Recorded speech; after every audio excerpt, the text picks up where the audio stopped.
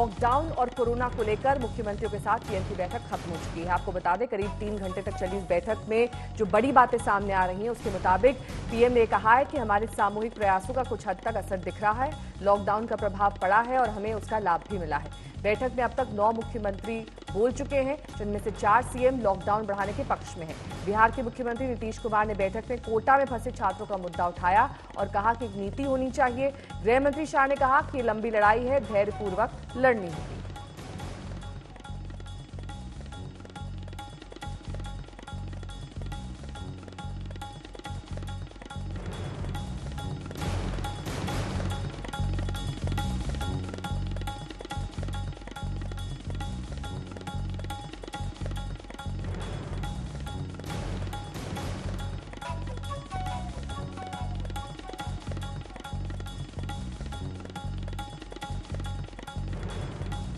ओडिशा के मुख्यमंत्री नवीन पटनायक ने 1 महीने और लॉकडाउन बढ़ाने की वकालत की है। उन्होंने वीडियो कॉन्फ्रेंसिंग में इस बैठक में अपना ये पक्ष रखा है। इसी तरह से तमाम मुख्यमंत्री भी अपने अपने राज्यों के अनुसार अपना पक्ष रख रहे हैं।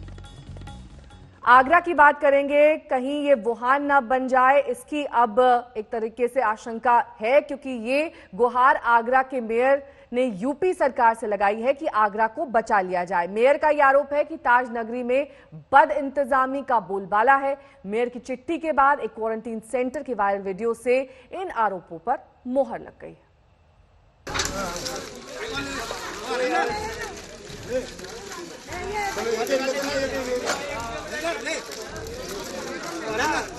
इंसानियत को शर्मसार करने वाला यह वायरल वीडियो आगरा के एक क्वारंटीन सेंटर का है।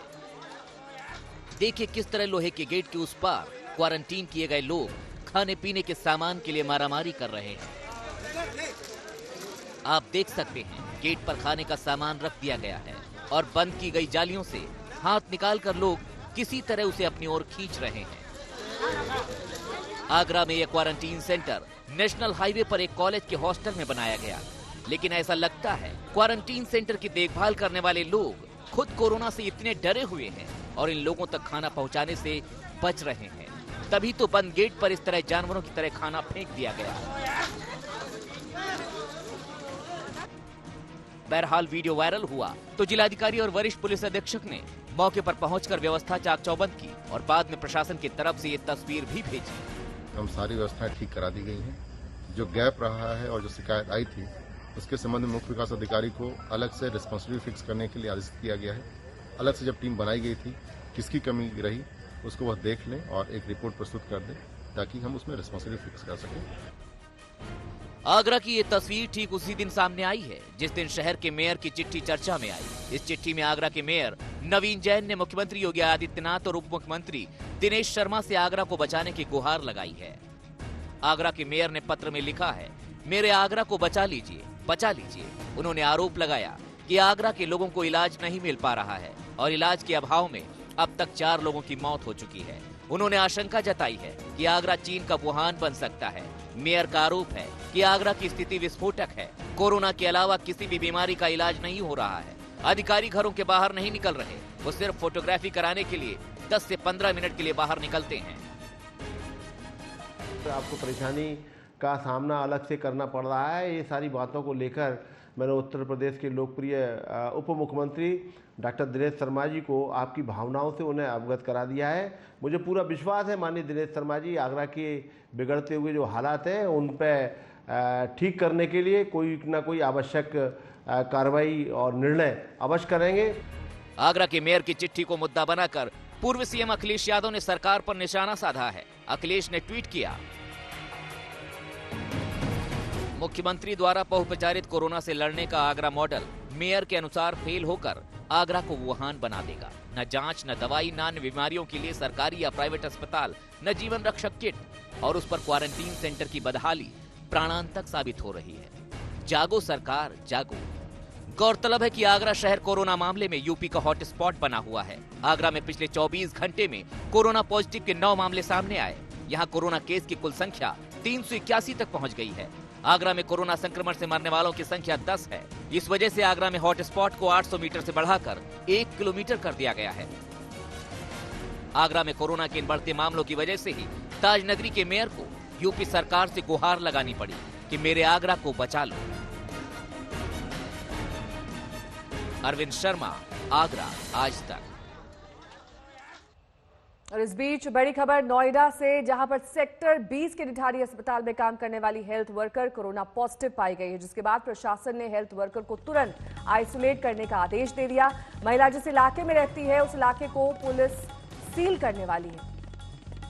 पूनम शर्मा हमारी संवाददाता इस वक्त तमाम जानकारी के साथ हमारे साथ जुड़ गई हैं। पूनम, संक्रमित महिला के बारे में क्या जानकारी और किस तरह से उस इलाके को सील कब तक किया जा सकता है?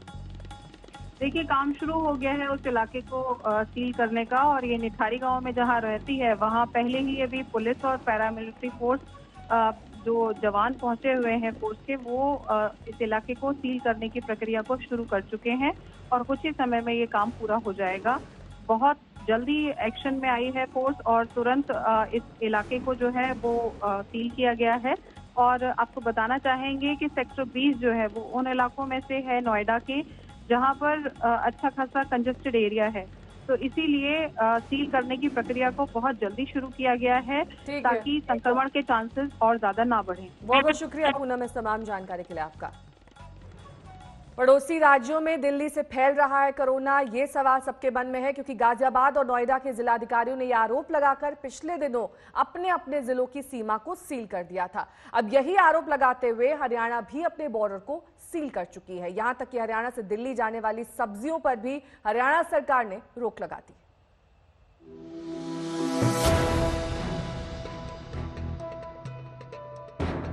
दिल्ली पर भड़के हरियाणा के मंत्री अनिल विज।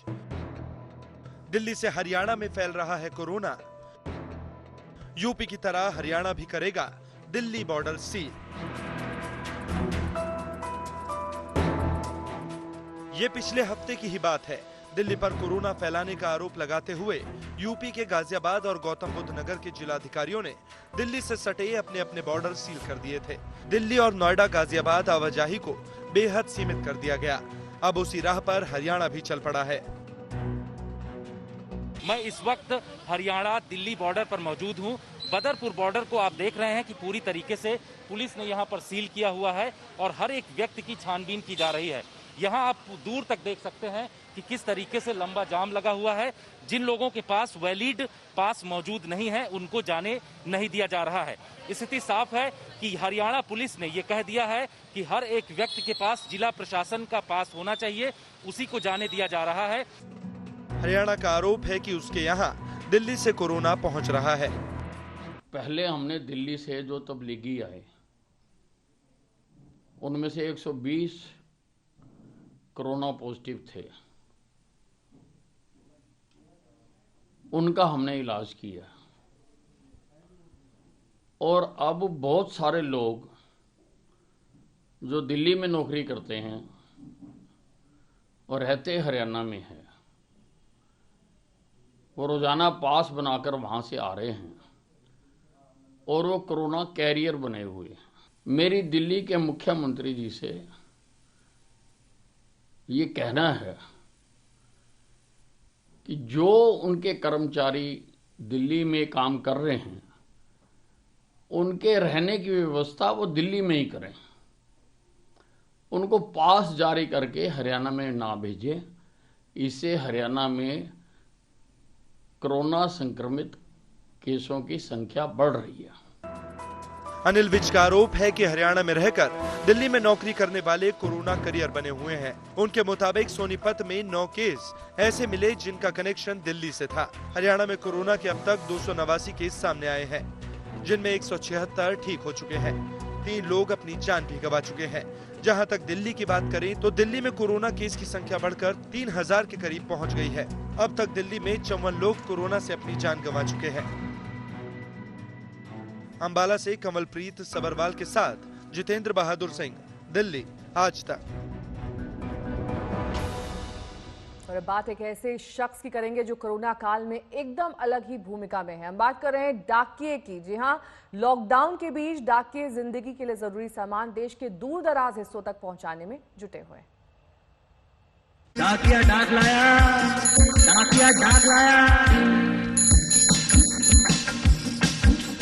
डाकिया डाक लाया, डाकिया डाक लाया, डाकिया ढाकिया ढाक लाया, ढाक लाया, ढाकिया ढाक लाया, ढाक लाया, खुशी का प्याम कहीं कहीं दर्दनाक लाया। दशकों ही नहीं सदियों से अगर हम कहें तो लोग पत्र के इंतजार में डाकिये का इंतजार भी करते रहे। समय बदला, पत्र की जगह पार्सल ने ली और आज की तारीख में न सिर्फ खुशी का पैगाम, न सिर्फ दर्दनाक, बल्कि आज जब डाकिया आता है तो वो पैगाम लाता है जीवन का।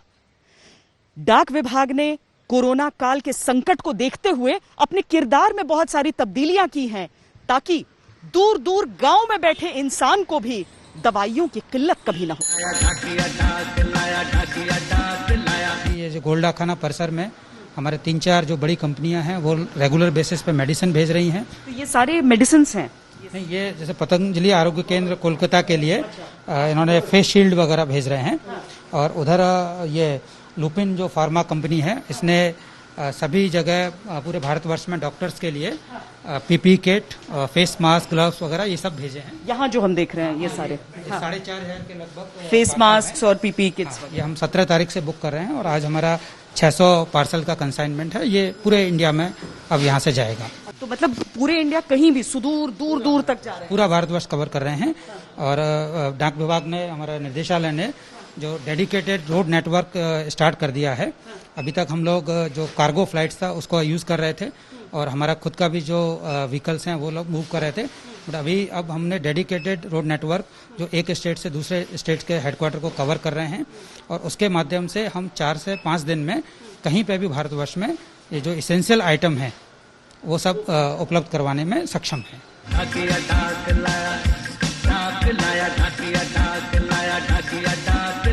कितने साल हो गए आपको? मुझे 33 साल हो गई।